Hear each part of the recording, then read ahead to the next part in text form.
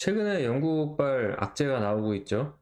총리가 바뀌었는데 경제 정책을 좀 다른 거를 쓰면서 지금 인플레의 우려가 해소가 되지 않고 좀 더 확대가 되고 있는 이런 부분이 있습니다.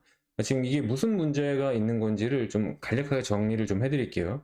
자, 경제 같은 경우에는 정책도 중요하지만 그 정책에 대한 기대 심리 그리고 사람들의 해석이 더 중요하거든요.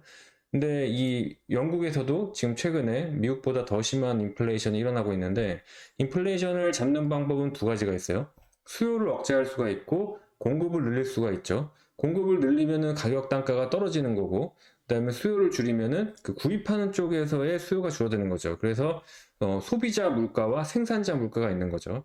근데 최근에 금리를 인상하는 것들은 대부분 소비자 물가를 잡는 정책들입니다. 그렇게 해서 인플레이션을 좀 잡는다는 거고, 생산자 물가를 잡는 방법 중에 하나가 굉장히 좀 소수 의견이긴 한데, 지금 신임 영국 총리의 경제 정책을 놓고 보면은 생산자 물가를 관세를 통해서 좀 잡겠다, 이런 생각을 좀 하는 것 같아요. 근데 이게 무슨 뜻이냐면, 결국 공급은 누가 하냐면 기업들이 하죠. 그럼 기업들이 공급을 많이 하기 위해서는 기업이 돈을 벌어서 시설 투자도 해야 되고 고용도 해야 되고, 한마디로 좀 적극적인 상업 활동을 해야 된다는 거죠. 근데 그렇게 하려면은 좀 감면, 세금 감면을 해주면서 좀 경제 정책, 그 기업하기 좋은 그런 어떻게 보면 약간 그 자유우파 보수주의적인 경제 정책을 좀 취하겠다, 요렇게 지금 나오고 있는 거거든요.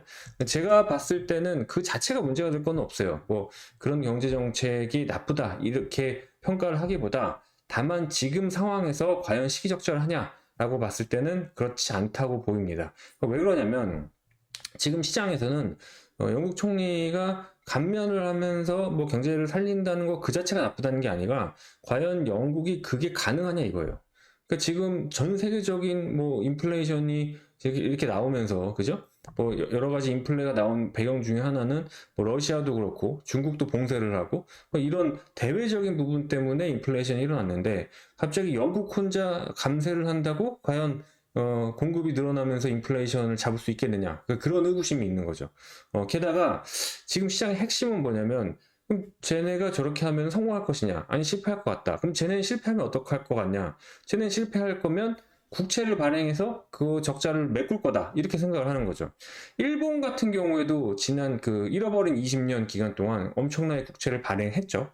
국채를 발행했는데 일본 같은 경우에는 이 국채를 매수할 수 있는 탄탄한 세력이 있었죠. 그게 누구죠?